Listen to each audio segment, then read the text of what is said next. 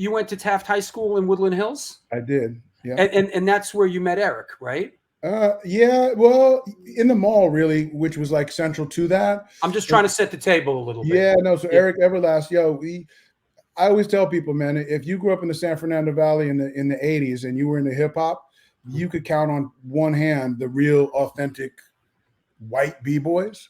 And Right. Everlast was one of those. Right maybe there's 10 all in. Sure. But I knew who everybody was because I'd be at spots where we would look around the room and you might be the only white guy in the whole thing of 1,000 people. Maybe there was 3 of us, but when you start seeing the same guys, if there's a UTFO show in 1985 in Reseda, bro, and you're the only white guy there and nobody else wants to go, and I see Everlast there, I'm like, okay, he's obviously in the same thing. So I knew Eric just from that type of Did you know it? Was this all? Did you know him before he sort of did it? Yeah. Was he? Yeah. On, No, was we he on worked together. Profile or Tommy Boy? No, he was signed to Ice-T, so it was pretty. There was a big feather in his cap, and just knowing him was like, yo, we got a guy from our area that's white and signed to Ice-T. I mean, what a statement piece that was. Yeah. We worked at a place. I was telling my missus, we were just over at Costco and shit. And I was like, I used to work in a place before there was a Costco. There was a place called Pace Membership Warehouse in Los Angeles. And me and Everlast worked there. And I remember, man, it was one of the hottest days of summer, and we're pushing all these fucking carts in.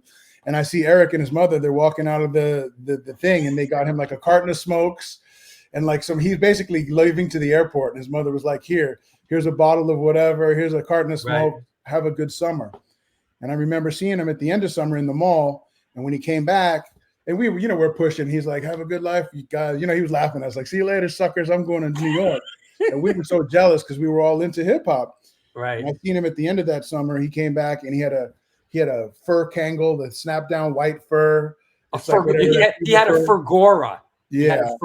And he had a name chain with the big E on it, Right. And we were like, damn, like, because you really had to go to Mecca if you wanted to really be a B-boy. And sure. I had stopped going at that point. My mother had stopped sending me back. I was too old to be like, she was like, if you want to go back to New York, you can find a job and pay for it yourself. So she didn't need them to supervise me anymore. So at that point, I was already 16 years old. So Eric went back. And again, we knew each other. We weren't tight friends at that point. We were cool friends. I mean, we'd run into each other, but we were completely different. He was very much, in my opinion, introverted and kind of isolated with Divine Styler and a few other kids that I knew. They were very much like meeting up, writing rhymes, I was the opposite. I was like life of the party, getting in fights all over the fucking map, getting in a lot of, just a lot of nefarious shit. And so completely polar opposites in that way. How did House of Pain come together? How did that project get set? How did that get going? So in high school, like I said, man, I had no plan. I got to high school. They pushed me through 9th grade because I had flunked out of all of that. But in LA, they just keep pushing you through because they're not going to hold you back. There's no right. They want to get you out the door. Nah. So I got to high school and I really just hung out. I went in for the first month. I got confused on what, like, I just easily was like distracted and I was like, fuck it. And so I just started hanging out, man. And there was a lot of us kind of just hanging out on the fringes, still like showing up to school because my mother was like, you better get out of the house and go to school. She didn't even know I really dropped out, but I was just hanging out, but I wasn't. And that's when I started running into all these other kids. They had a gang called Mickey Mouse Club. It was a bunch of these older dudes that were going to punk gigs, originally from the Lads, which is a known punk gang in LA, LA Death Squad. Absolutely. And there was another gang on the other side of town in North Hollywood called FFF, which was like they were the real deal. And I think if you don't have context or people look back and they're like San Fernando Valley, a bunch of rich kids, but bro, don't sleep. There were the guy who started FFF, Ranger, people know in LA. He just was on the news. He ended up, apparently murdering his aunt, killing the dog, and then burning the house down and killing himself. I mean, these dudes were crazy fucking dudes, and they were up to no good, and we were all up to no good. So if you wanted to go to any of these punk gigs or you wanted to go any spots, you started to need to go in numbers. And based off of what I started to see with Suicidal Tendencies, which was like the the top of the food chain. Those guys, if they came to a punk gig and they came in the building, it was like everybody had their back to the wall because they'd come in 50 deep. They came in deep. Dudes, they came in deep. Hats flipped up, flannels. It was like, oh shit, game over. So to survive these kind of things, man, you kind of had to be with some of your boys. Yeah. And that was my thing for a while. And I ended up going in and out of jail and caught a attempted murder case at 17. And wow. Yeah. And a handful of other things. I was, like I said, it wasn't going to end well for me. And it wasn't heading in a good direction. No, it was not heading in a good direction. And then it kind of fizzled out, and I started to look for something different. And there was like a year or two where I was just kind of like going from job to job aimlessly. And I reached out to Everlast. God knows why, man. I think I ran into him somewhere, and his record had just come out, and he'd give me a promo copy of his solo record, and I thought it was a great record. But I also saw immediately some, like, if you will, and I'm saying this with all due respect to him, there was just some things that I was like, oh, if I could do this, or if I could help you design that, I would have done this, or I would have, it just seemed it wasn't focused enough on one thing, if that makes sense. Did you always have sort of an art director sensibility? Yeah, 100%. And so when you guys, again, it's crazy when you guys were talking about like the silkscreen thing. When I was in 7th grade, I had a friend and these kids also were in the Mickey Mouse Club years later, his brothers, but I had a friend, Terry Alec, and Terry Alec used to come to school every day with a new concert shirt. Those were expensive. And I was like, you're too young to be going to these concerts every time you come into LA. There's no way. I said, dude, where do you get all these t-shirts? Because one day you got The Who, next day you got Missing Persons, the next day you got, it was like so varied. And he's like, my father's a silk screener. And I was like, a what? He's like, a silk screener. I didn't even know what that, like, it doesn't even make sense what that is. What does that mean? Right. And he goes, dude, after school, we're going to go to my dad's. We're going to get some shirts. And so I was like, yeah, let's go. So we went to his warehouse, and I understood at that point what a silk screener was. And he said, hey, all of those bins there, they're all my test shirts. So anything you find in there, you can keep. We were like, what? I was like blown away. So we went through the bins, and they were all off-registered, maybe a little crooked, like you said, your shirt was when they hand did it. Back then it was all done by hand. Sure. And so there was everything in there, Madness and the English Beat. What they were doing was somebody was making bootlegs, and he was the printer, and then they were selling them out front of the venues. And, just that was a big business back in the 80s. Right. And so you'd get a shirt that had Madness on one side and I don't know, the Police on the other. It had nothing to do with anything, but that's didn't care. awesome. In 7th grade, you're like, dude, it's one of one, and everybody's like on your job. Yep. So I was like, I'm going to be a silk screener. That was like my whole, like, I can do this. And I always just had a knack for branding and logos. And like I said, a lot of that I attribute to, Kiss and Kevin Aquan, the guy who was doing all the merch deals and the manager of Kiss, because, it was on everything from lunch pails to fucking makeup sets for Halloween. Kiss's branding was so clear and concise, and just you could put it on anything.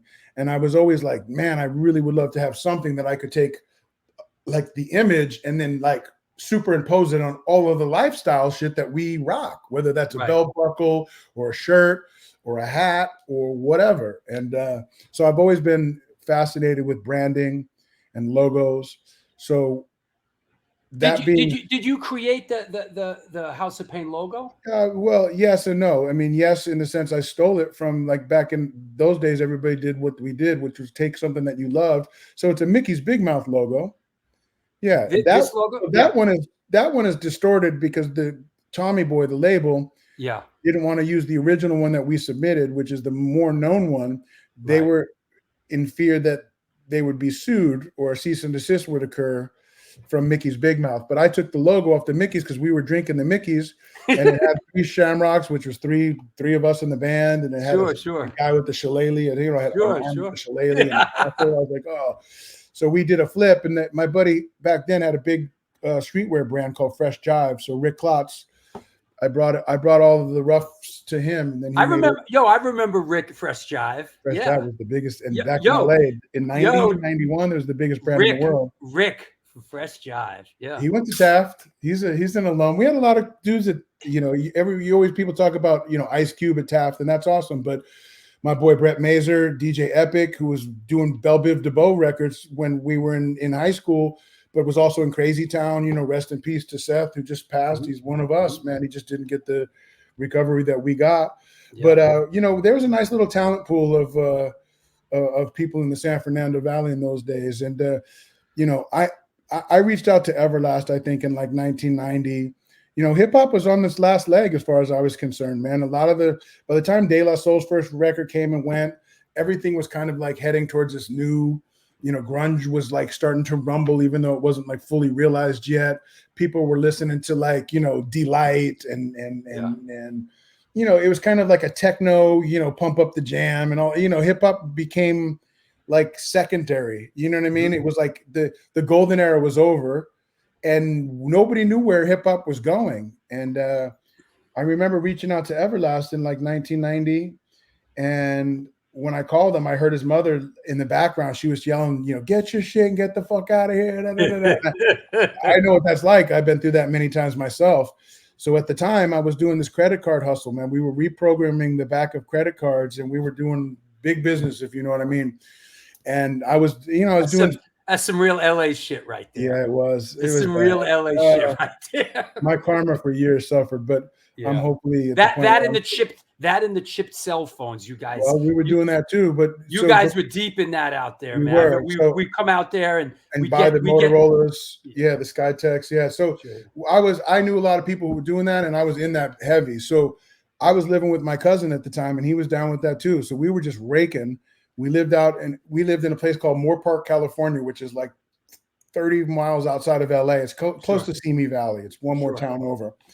But we lived in a townhouse, and I had a Jeep, you know, raised up on Mickey Thompson's with a Benetton steering wheel, and I had a GSXR, and I had all the outside shit. I looked like a drug dealer, you know, and I called Everlast, and I heard him struggling with, you know, with his living situation. I said, fuck that. I'll come pick you up. You can come stay with me. We'll figure it out.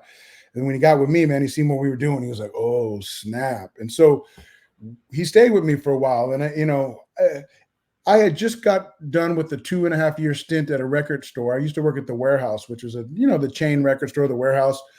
And by default, they made me the product manager, which meant I didn't have to work on the floor. And I was the guy who would unload the truck, take all the boxes, scan all the stuff, put it in the category of genre. Product manager. And then they didn't pay me the product manager fee, but I helped myself to just about every record under the sun. My record collection looked like a record store in itself, you know? Sure. And my musical IQ went through the roof working at that place because I was able to, you know, I used to tell Ill Bill, it was a running joke, you know. I saw a band called Celtic Frost, and I was like, oh, this is going to be great Irish music, you know. Nowadays, you put the Google search away, you listen, you're like, okay, that's not Irish music. But when 1990, you know, 89, 90, you had to buy that record to find out if that was Irish music. Celtic Frost, of course. Everyone go Brian. What are you talking about? It's like hardcore. But so I took that record in the back, I promoted it, and then I played it, and I was like, well, okay, false alarm. This is not like, you know, Irish music. But I was able to do that with all genres. You know what I mean? So if the 24/7 Spies came out, I looked at the cover. I was like, they look badass to me. I play it and go, oh, this is rad. Or that's how I heard Sick of It All, because of KRS-One had did like a shout out on a record. You know, this is KRS-One, Sick of It All, 1999. 1989, you suckers. Yeah. Anthrax is how I found out about that, you know, because of the you know, Who's the Man or I'm the Man or whatever. There was some cross pollination going on. There was, and you guys kind of came into it a little bit later. But did you say when you got together, was there like a mission statement? Was there a mission statement? Was there like, this is what we're doing, like with House of Pain? No. So again, I'll put a visual here. Here's a picture to go with it. Yeah, that's from New York, man. That's already when we had already been popping. So I think if I'm, you know, there's always, you know, everybody has their story, and I'm sure they're sticking to it. Yep. And the best way I can say is this is, like I said, Everlast had a very finite amount of people that he was surrounding himself with. Yeah, and I had a very vast, like, love me or hate me, you knew who the fuck I was, and I knew a lot of kids, and I had a little bit of a like, I had a gang, I had a little following, I had people rocking with, and we had a look, and that Mickey Mouse Club look was like, and it was appealing to him at this time of his life because he was struggling to figure out what's next for me. He had just been dropped from Rhyme Syndicate. I believe his management let him go or fired him as well, and he didn't have any vision of what lied after House of Pain for him. And at the time, that must have stung a little bit. After Rhyme Syndicate for him, this is pre-House of Pain. Yeah. And I was because I love my record collection so much, back in the days, if you go, I'd get in somebody's car, I'd bring a few tapes with me, and I might have too many drinks and forget the jewel case or the thing, or lose it or break it. But I never wanted to come home and not have it. So I would make my own jewel cases for everything. If I lost it, I'd go to Kinko's and start making, typesetting and do it.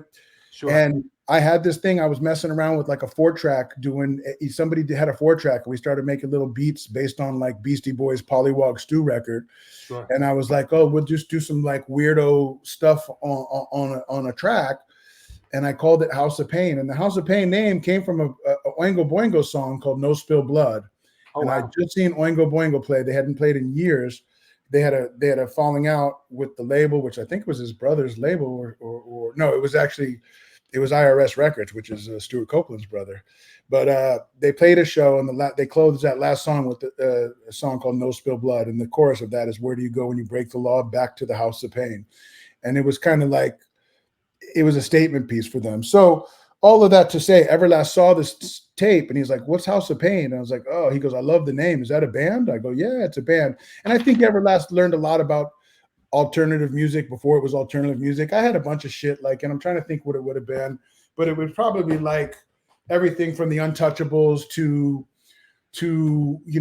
I listened to a lot of like my flavor of punk was a lot of skate punk. So I liked, Ill Repute and Aggression and Stalag 13. All that West Coast shit. Yeah, a lot of Nardcore shit or Agent Orange. Yeah, it's all West Coast skate shit. And it was more aggressive and like rah shit. And so he started to go, oh shit, this is like a whole new world for me. But House of Pain stuck out to him. And I was like, yo, bro, House of Pain was something we were working on. He's like, man, we should do something together. And I was like, no, we should. But my whole thing at the time was like, and I never said this for a long time because I felt somewhat that it may be misconstrued, but I don't, it is what it is. And I don't mind telling my story. I was so in love with hip hop and the culture. And then around the late 80s, man, there was this influx, or, mid to late 80s, there was this influx of like 5%ers in hip hop. Which, if you know what that is, And if you don't know, my understanding that it's a sect of Islam, but it's a prison sect, meaning it's a religion that was kind of amalgamation of, pieces of Islam and pieces of street shit. And a lot of your favorite rappers, Big Daddy Kane was talking about it. Wu-Tang later was talking about it. Mm-hmm. There's a lot of Poor Righteous Teachers and X-Clan and whatever. Brand Nubian. So, I'm like, the biggest hip hop fan and in the trenches all these years, and white guys are calling me Wigger, they're calling me Disco Dan, and they're not doing it to my face, but they got people, they didn't like it when you deviated from the plan. Sure. And all of a sudden I'm starting to hear this white devil thing be thrown around, and I'm like, white devil? And next thing you know, I'm like, one of my favorite new groups, Public Enemy, tells me Farrakhan's a prophet, and I think you ought to listen to what he could say to you. What you ought to do is follow. So I looked into some Farrakhan shit. You just couldn't go on the internet. But whatever I found at the Sloss and Swap meet from the Muslims that were out front selling bean pies in the magazine they sold. But they had a Farrakhan Speaks thing, and I listened to it, and it said the number one ill. It was saying basically the ills, all man's ills, are because of the Caucasian and blah blah. I was like, whoa, my heart was broken, and I was like, man, my favorite rappers are not loving me. And I went home, and I remember telling my mother, do we have racism? Are we was my father, because my father was in prison most of my natural life until he was murdered when I was 17. She was like, fuck no. He was in the Attica riots. He refused to fucking take part because, they held the shovel to his neck, and he still was like, nah, he wasn't, we don't have that. And he's like, your family, my mother explained it very simply. She's like, your family came here from Ireland 50 years ago, leaving the oppression of being Catholics in Ireland. And even though that wasn't her side, it was my father's side. She was like, that's your family. You guys are, so we don't have any of that in our fucking blood, in our family. We don't get down like that. And my mother definitely never would about any of that shit, like I said. So I was like, boom, that's it. I'm a fucking Irish guy, and that's my identity. And if I'm going to be in hip hop and feel good about it, that I don't feel like I'm in something that I'm unwelcomed as a white guy, whatever that means, other than my skin, I'm like, yo, bro, I'm a fucking Irish guy, love it or hate it, so fucking what? And that was like the edict. So when we started to do our thing, Everlast was like, yo, my great grandmother is Irish, and then Rita Rose Mulligan, I remember he saying that about his grandmother, and everybody has a little bit of Irish in them if you look, Sure. And he was like, that was like it was refreshing to him to find like tough white guys like me and the guys I was running with, and they loved him, and we started to just click up and do our thing. So now we were running on that shit. Now, but originally that was the concept. That's what we were going with. But we were working on shit on and off. When I say he was kind of working on a lot of shit, and I wasn't always there. Mm-hmm. And he started to forget the memorandum, and he started to work with Quincy Jones III, which is Quincy Jones's son. Yep. He did a lot of really cool records, but he was like an R&B rap producer, mm-hmm. And he did, at the time, he did LL Cool J's 16 Shot to the Domes, which is a very much commercial type of hip hop record. And Everlast was kind of like trying to do something similar. And I was like, yeah, I felt like, okay, this is probably House of Pain is just like a pipe dream. We're never really going to do it because he's starting to do some other type of hip hop. Sure. We were a band for a while. He brought in this funk band, and it just wasn't. And then he ran into Muggs from Cypress Hill, who we knew from 7A3, which they were originally signed to Rhyme Syndicate as well.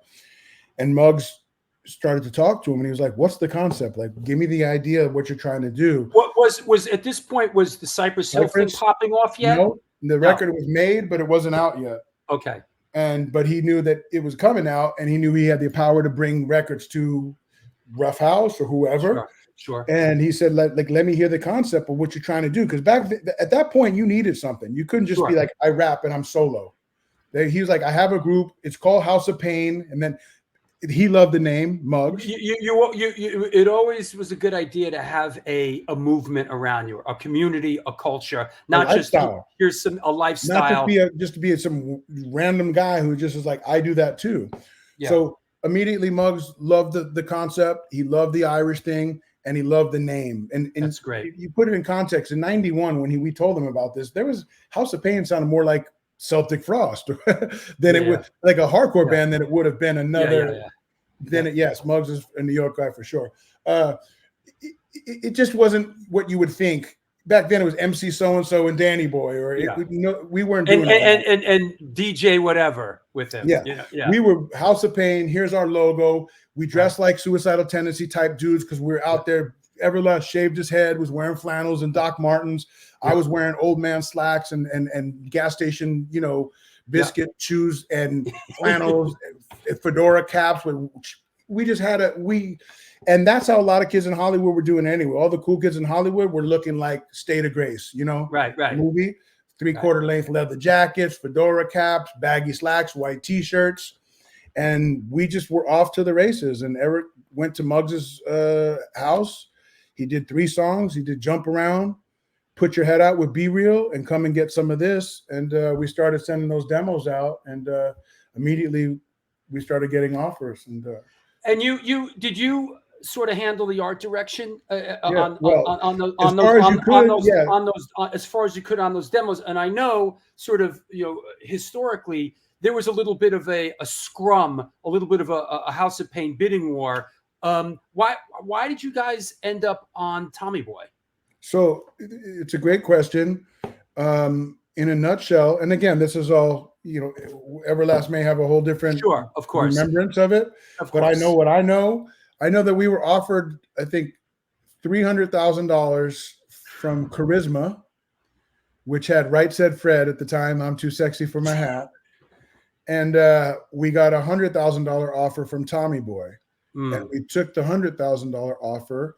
And the reason would be that Tommy Boy had the bona fides, if you will. If you were a white hip hop group and you signed to Charisma, you might be looked at more of like a Vanilla Ice, Marky Mark, and the Funky Bunch. Right. But if you're signed to Tommy Boy or Def Jam or something like that, it's legit. You know, as a buyer of hip hop, that if you're on those labels, they're certified, and they're certifying you that this is legit. So we were absolutely enamored that Tommy Boy wanted to sign us, and Monica Lynch was the reason why. I remember Monica. Monica, great. Yeah. Love Monica. She really was like the champion for us over there. Right. Later, Albie did, work the records and all that shit. But Monica will always be like my favorite person in the world in the record industry. And she said, Danny, I looked in that bin of thousands of demos and I saw this logo and I saw your 8x10 of you guys, and you guys look like you could have been my brothers. That's awesome. I thought, this is fucking crazy that these guys are trying to rap. Let's hear what they sound like. And the first song she heard was Jump Around, and she was like, it was a no-brainer. There is some justice in this world. Once in a blue moon, when the stars line just right. It's a great. That's a great story. And so we were off to the races. And if I had and I think I could speak for all of us, if you had a list, and you know this from sobriety. When you get newly sober, they say, write a list of all the things that you want to accomplish and they always say, look at it in a year if you stay around, and you will definitely most likely have sold yourself short on what you thought you could accomplish, what you thought was possible. And we just thought, listen, if we don't ever have to work a real job, basically, working at the sanitation or working, some fucking dead end job, it would be enough. And overnight, I mean, we were selling out concerts and breaking records, and biggest video on the summer that year for MTV. It just Lenny from Crazy Eddie, who grew up in Yorktown in Manhattan, says Tommy Boy Records on First Avenue between 90th and 91st Street. All the fight scenes and jump around were Yorkville kids. Nothing was staged. That and some Albanian kids. There was Albanian kids for no reason up at the St. Patrick's Parade. Those were the kids that were biting the tops off the beer bottles, and they were headbutting people just because they had nothing better to do. Those kids were no joke too. So there was a lot of drunk Irish kids, and there were some Albanian kids. I didn't even know what Albanian kids were until 91. So the hand plays out a little bit, jump around, Shamrocks and Shenanigans, Butch Vig with the remix that was dope. The record goes platinum. Wow, what an exciting time, huh? Yeah, I mean, and listen, platinum doesn't sound like a big deal now, but I think it ended up going double platinum eventually. But keep in mind, and I keep this in mind, that like EPMD went like gold on their first record, which is like, and that was still like a monumental, like one of the classic, must-have records of all time, in my opinion. And Gangstar, and they were barely going. So for us to just we were platinum within like the first 2 months of that. The single went platinum, and it was just like, before you could even say, what's your goal? To go gold, it was already platinum. We were like, okay, shit. Beastie Boys take us out on our first tour. We get kicked off our first tour of the Beastie Boys because we were too much for them. I think we were thinking it was Licensed to Ill Part 2. They were already into the Dalai Lama and meditating. We were like, fuck that. Here come the Irish guys, right? Yeah, and listen, getting kicked off that tour was heartbreaking for me. Right. I thought our career's over. There's no coming back from this. But 2 weeks later, we were right back out. We were out doing a Soul Assassins tour. We sold out every date, and it was. Well, how and why did the House of Pain thing wind down? And how did you guys end up taking a break? Again, I have to always qualify these things by saying that, you're asking one guy. Yeah, of course. From my point of view, the first album was the best album, and fans have very different opinions on which one was which. I love the first because it was something that probably we thought was a fantasy, was never going to happen. Sure. We made that record in 30 days. Right. Everlast is very good at it. Like, he's a sponge, and he can take crazy amount of information and then write it into rhyme, and you could give him new information and he would sing it to you and rhyme it to you, and you felt like, holy fuck, like, he's so good at that. I believe like it's his life that he's telling me about my life, so he was so good. Sure. So the first one was just organic. It happened. 30 days later, boom. Second one was cool, but there's an old, and this probably as much as anybody else in music, there's an old saying, you have a lifetime to make your first record and a year to make your second. And that's if the first one is a hit. So all of the energy that we had put in and the vibe to the first one, you have the element of surprise, and you have all of the things, like I said, a lifetime worth of material. And now you got to, less than a year to come out with the second one. And some people love the second one. I like the second one a lot, but it just doesn't have the beauty of the first one, because the first one, like I said, was almost like, I don't want to say an accident, but nobody thought, maybe somebody did think, but I didn't think we'd still be talking about it right now. Yep. So it was just pure. The second one was like, we had to intentionally make a record that would sell. And I remember being in meetings with the group and Tommy Boy saying, hey, we need a hit. We need an anthem. And, Everlast was adamant about not writing anything that was an anthem. And I remember being on the fence about it, because I'm like, I want to support my boy, and Everlast kind of, he knows what he's doing, but I'm also like, dude, play ball, like give them what they want. And, to put that in perspective, Naughty by Nature, OPP was the biggest hit in the world for them, the first record. Second record, they did, hey, ho, hey. I mean, not much of a stretch writing wise, but it was a massive hit. I think it probably sold more than all of their things combined. They played ball. Tommy Boy got on board and pushed it. We didn't give them that anthem that they wanted. So that second record, it kind of was out there, and it was a little deeper of a cut. And listen, fans love it because Everlast went a depth below what they maybe thought that he could do. And he kind of took them deeper, and they realized, okay, he's, again, as advertised as the real deal. But by the time we come out of that record, it sold half as much as the first record. The things started coming back down to earth. There was some complications between Everlast and Muggs business-wise, because Everlast was the key member, because he signed to Muggs, Muggs signed to Tommy Boy, and we signed to Everlast through, so there was this weird splintering. It's not the way to do it. We were too young. We did. But if you know what you're doing and you're trying to fuck everybody out of their shit, or let's not say fuck everybody out of their shit, that's a little bit much, but you want to take control of it. If anything goes wrong, that's the way you would do it. It's the old infamous production deal, right? Yeah. So we were signed to Everlast as a production deal. He bought the rights to the name from me for $1,000. And if the group breaks up in 5 years, everything reverts back to Everlast. Right. And in my mind, this group is never breaking up. We're never going to sell records probably in the first place. It's all a fantasy. So by the third album, man, me and Everlast are on a whole different. We don't hang out anymore. We used to hang out every day. He used to come over. He used to like all of my shit. Now all of a sudden, we don't connect anymore. We're like two different wavelengths. I'm hanging out with a whole new group of people. He's hanging out with people that I don't know. Yeah. I joined a motorcycle club at that time, so I'm running around in a 1% club and bringing all my friends who they were not his friends, and we were just two separate entities. And then my belief in my heart is that the third record, and fans love it. I'm not going to tell you that it's a bad record, but it's not a House of Pain record as far as I'm concerned. It's an Everlasting Friends record.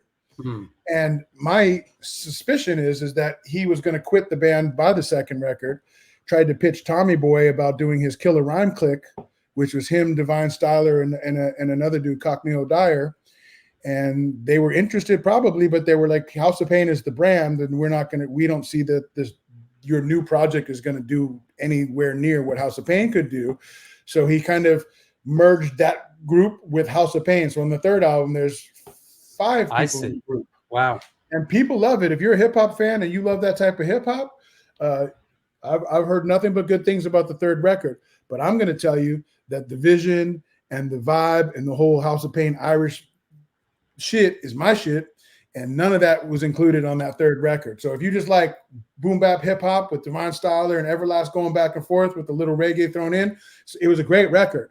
Fed Up was one of my favorite jams on it with Guru, and it was like a flip of a Gangstar song.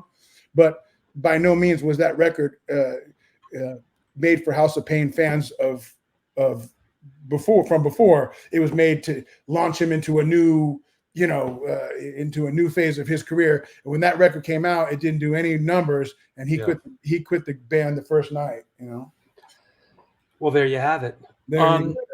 Yeah, no, it makes sense to me the way you're laying it out.